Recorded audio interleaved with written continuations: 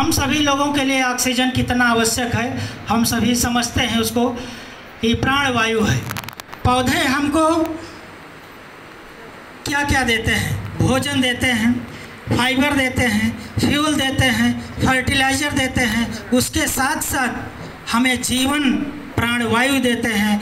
और उसके साथ साथ अभी जो आयुर्वेदिक साइंसेज है, इसमें आयुर्वेद में जितनी भी मेडिसिन हैं उनका हम संकलन देखते हैं लगभग 6000 संस्कृत श्लोकों से अथर्ववेद में।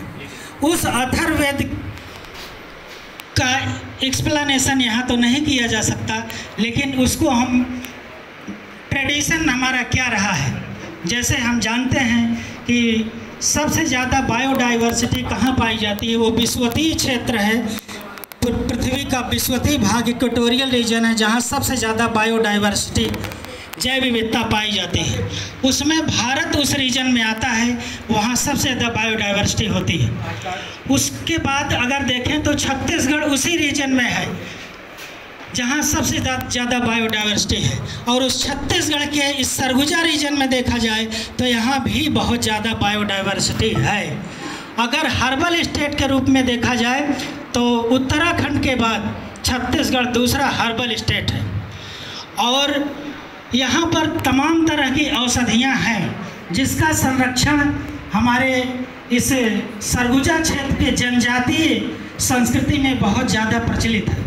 यहाँ के जो जनजातीय समुदाय है वह अपने प्लांट्स का किस ढंग से औषधियों का संरक्षण करते आए हैं कि हम देखते हैं कि मार्केट में ब्राह्मी का पौधा बिकता है, 10 रुपये में ब्राह्मी का पौधा बिकता है, और वह कितना उपयोगी है, जिससे नर्वस सिस्टम का इलाज होता है।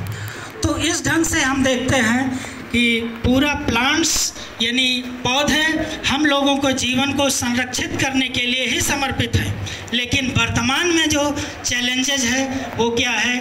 बायोडाइवर्सिटी का ह्रास हो रहा है, लगातार प्रदूषण बढ़ता जा रहा है, और जो भी है दोहन, जो वनस्पतियों का दोहन ठीक से नहीं हो रहा है, जिसके जैसे ये SCCL एरिया है, यहाँ कोल माइंस हैं, जिसके कारण यहाँ पर भी बहुत डाइवर्सिटी का नुकसान होता है।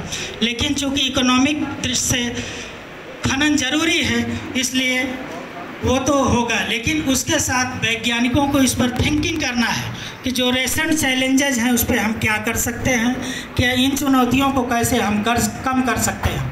जैसे हम जानते हैं कि सरगुजा क्षेत्र करीब 20 वर्ष पहले काफ़ी यहाँ की जलवायु बहुत अच्छी थी, लेकिन वर्तमान में यहाँ गर्मी बढ़ रही है, कुछ प्रदूषण बढ़ रहा है, जिसके कारण से अब वैज्ञानिकों को इस क्षेत्र में सोचने की ज़रूरत है। तो प्लांट बायोलॉजी रेसेंट चैलेंजेस, अभी जो हमारा चैलेंज है यही है कि बायोडाइवर्सिटी को हम कैसे संरक्षित करें, अपने पर्यावरण प्रदूषण को ऐसे कौन से शोध करें कि पर्यावरण प्रदूषण कम हो, किस ढंग से मैनेज करें कि हम हमारी रक्षा ये पौधे निरंतर करते रहें। और आज के इस टॉपिक का जो फाइनल वो है आयुर्वेदिक मेडिसिन्स का देखा जाए तो जैसे हम सभी लोग परिचित हैं कि हम लोगों का जीवन की शुरुआत जो होती है वह सुबह के वॉकिंग से, जिसमें ऑक्सीजन वो पौधे से ही मिल सकता है। और आंवला है, एलोवेरा है, हल्दी है, बहुत सी वनस्पतियाँ हैं जिसको गिलोय है, इन सब हमारे इम्यून सिस्टम को मजबूत करते हैं और हमको नया जीवन देते हैं। तो सरगुजा क्षेत्र में करीब 50 से ज़्यादा जड़ी बूटियाँ हैं जिसको हमारे आदिवासी समुदाय अपने ट्रेडिशन में यूज करते हैं, उसका उपयोग करते हैं। तो उस ट्रेडिशन परंपरा को किस ढंग से आधुनिक मेडिसिन से जोड़ा जाए, इस सेमिनार का लक्ष्य है कि हमारे जो रिसर्चर हैं, थिंकर हैं, साइंटिस्ट हैं, जो प्रोफेसर्स हैं, वो कुछ विचार करें, कुछ थिंकिंग करें कि हम अपने जैव विविधता को, इन मेडिसिनल प्लांट्स को किस ढंग से मैनेज करें कि भविष्य में भी ये हमारे आने वाली पीढ़ियों का भी संरक्षण करते रहेंगे। अभी सर ने जो बुकलेट लिखा है उसमें बहुत ही सारगर्भित और हर पहलुओं को उसमें तय किया गया है। तो सर का जो व्याख्यान होगा वो बहुत ही विस्तृत होगा और सर ने बहुत ही करीब 1 हफ्ते लगातार दिन और रात करके सर ने जो इकट्ठा किया है मैटर, वो आपको सर्कुलेट कर दिया गया है और उसमें सर बहुत विस्तृत व्याख्यान देंगे। तो इसमें जो नैनो टेक्नोलॉजी है, अभी वर्तमान में हर्बल नैनो टेक्नोलॉजी आ गई है, जिसमें हर्ब्स जो है वो टारगेटेड डिजीज़ के लिए प्रयोग किया जाएगा।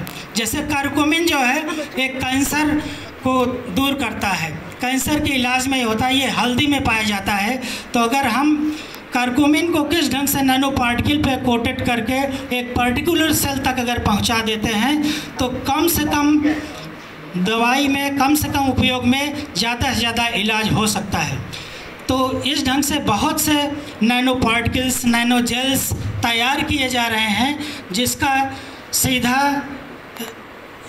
प्रभाव है उसके मेडिसिनल वैल्यू में। तो इस ढंग से इस सेमिनार का उद्देश्य यही है कि हमारा जो ट्रेडिशन रहा है, हमारी जो परंपरा रही है, वो आधुनिकता के साथ किस ढंग से उसको मैच करें। इसीलिए इसको एनईपी के सिलेबस में भी शामिल किया गया है कि हमारे जो भविष्य हैं, जो छात्र हैं, वो अपने ट्रेडिशन को पहचानें और उससे कोरिलेट करते हुए भविष्य में एक नई खोज करें, नए रिसर्च करें, जिससे नैनो टेक्नोलॉजी को, हर्बल नैनो टेक्नोलॉजी के द्वारा हम चिकित्सा के क्षेत्र में या रसायन के क्षेत्र में या और तमाम भी क्षेत्र में हम उसका उपयोग कर सकें। इसी के साथ इस कार्यक्रम को हम संक्षेप में अपनी वाणी को विराम देते हुए और इस सेमिनार को आगे बढ़ाते हुए बहुत बहुत धन्यवाद देता हूं। और एक बार पुनः मैं सभी माननीय मुख्य अतिथि सर एवं सभी विशिष्ट अतिथियों और रिसर्चर्स विद्यार्थियों का मैं पुनः स्वागत करता हूं। धन्यवाद।